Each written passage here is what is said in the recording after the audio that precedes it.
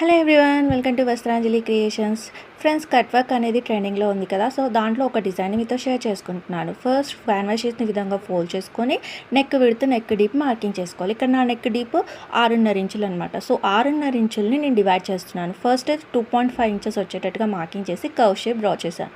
Second ఇది 2 inches వచ్చేటట్టుగా mark చేసుకొని కర్వ్ షేప్ చేస్తున్నాను. సో బ్యాలెన్స్ మొత్తం అంతా కూడా స్వీట్ హార్ట్ నెక్ షేప్ కింది వైపు ఎలా అయితే వస్తుందో సో అదే విధంగా మార్కింగ్ చేశాను. ఇలా మార్కింగ్ చేసిన తర్వాత ఎక్సెస్ 1/2 ఇంచ్ ఉండేటట్టుగా ఇలా తీసుకొని రౌండ్ షేప్లోనే మార్కింగ్ చేసి కట్ చేశాను. సో ఇలా నెక్ షేప్ రెడీ అయింది కదా. లోపల వైపు ఒక 1/2 ఇంచ్ అలాగే వదిలేసి మిగిలినదంతా కూడా షేప్ ఎలా ఉందో అలా కట్ చేసేసుకోవాలి. సో ఇలా మనకి నెక్ షేప్ అనేది రెడీ అయింది. ఇప్పుడు దీన్ని లైనింగ్ క్లాత్ పైన ప్లేస్ చేసి చుట్టూ ఎడ్జెస్ అంతా కూడా సర్కిల్ షేప్కి వచ్చేటట్టుగా ఇలా పెట్టి స్టిచ్ చేసుకోవాలి వీడియోలో చూపించినట్టుగా. ఇప్పుడు ఎక్సెస్ అంతా కూడా కట్ చేసేసుకుంటే నెక్ షేప్ అనేది రెడీ అయింది. ఇప్పుడు దీన్ని మెయిన్ ఫ్యాబ్రిక్ మీద పెట్టి స్టిచ్ చేసుకోవాలి. సో ఇక్కడ నేను కుర్తీ యొక్క ఫ్రంట్ సైడ్కి దీన్ని యూజ్ చేస్తున్నాను కాబట్టి కుర్తీని ఫోల్డ్ చేసి దాని సెంటర్ పాయింట్ని మార్కింగ్ చేసుకుంటున్నాను. సో ఇలా ఒక లాంగ్ లైన్ని సెంటర్లో డ్రా చేసిన తర్వాత ఆల్రెడీ రెడీ చేసిన నెక్ని ఈ విధంగా వీడియోలో చూపించినట్టుగా ప్లేస్ చేయండి సెంటర్లో. ఇలా ప్లేస్ చేసిన తర్వాత నేను పిన్స్ తోటి అటు ఇటు కదలకుండా పెట్టేసుకున్నాను. సో ఇలా పెట్టేసుకున్న తర్వాత నెక్ షేప్ ఎలా ఉందో అదే విధంగా స్టిచ్ చేస్తున్నాను. సో వీలైనంత వరకు క్యాన్వాస్ షీట్స్ మీద స్టిచ్ రాకుండా ఓన్లీ ఫ్యాబ్రిక్ మీద స్టిచ్ వచ్చేటట్టుగా షేప్ స్టిచ్ చేసుకోండి. ఇలా చేసిన తర్వాత కొంచెం ఎక్సెస్ వదిలిపెట్టి మిగిలిందంతా కూడా నెక్ షేప్ని కట్ చేస్తున్నాను. అంటే ఒక 1/4 ఇంచ్ అలా ఎక్సెస్ వదిలిపెట్టాను, ఎందుకంటే ఇలా టక్స్ పెట్టి నెక్ తిరిగేటప్పుడు షేప్ కరెక్ట్గా ఉండడానికి.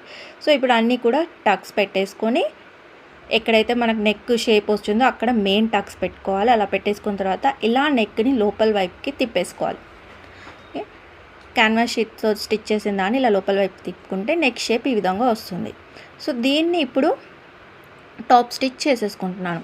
సో ఎడ్జెస్ వెంబడి, అంచుల వెంబడి నీట్గా ఎలా అయితే ఉందో అలాగే నిదానంగా అంచుల వెంబడి స్టిచ్ చేసినట్లయితే టాప్ స్టిచ్ చాలా బాగుంటుందండి. నెక్ ఈ విధంగా షేప్ అయితే వస్తుంది. ఇక్కడ నేను దీన్ని ఇలాగే ఉంచవచ్చు లేదా పైపింగ్ కూడా చేసుకోవచ్చు. ఇలా ఆఫ్టర్ ఫినిషింగ్ తర్వాత నెక్కి పైపింగ్ ఈ విధంగా చేయండి. ముందుగా పైపింగ్ థ్రెడ్ని రెడీ చేసుకొని దాన్ని ఇలా ఏ షేప్ అయితే ఎలా అయితే ఉందో దానిపైన అలాగే స్టిచ్ చేసుకోండి. ఇక్కడ కట్ వర్క్ కదండి, సో సర్కిల్ షేప్లో చిన్న చిన్న కట్స్ పెడుతూ ఎడ్జెస్లో కట్ వర్క్ తిరిగే ఎడ్జెస్లో నేను ఈ పైపింగ్కి చిన్న కట్ అయితే పెడుతున్నాను. సిజర్తో చిన్న కట్ తిరగడం కోసం చిన్న కట్ పెడుతున్నాను. సో ఇలా కట్ పెట్టడం వల్ల నెక్ దగ్గర ఈజీగా తిరిగి ఫినిషింగ్ అనేది నీట్గా వస్తుంది. మరి వెనక వైపు కట్స్ ఉంటాయి కదా అంటే దాన్ని మనం హేమింగ్ చేసుకోవాలి. ప్రాపర్గా హేమింగ్ చేసుకుంటే మనకి కట్ చేసినట్టు కూడా ఎక్కడా కనిపించదు, నెక్ అనేది ప్రాపర్గా ఉంటుంది. సో ఈ వీడియో నచ్చినట్లయితే లైక్ చేయండి. మరిన్ని వీడియోస్ కోసం ఛానల్ని సబ్స్క్రైబ్ చేసుకోండి. Thank you.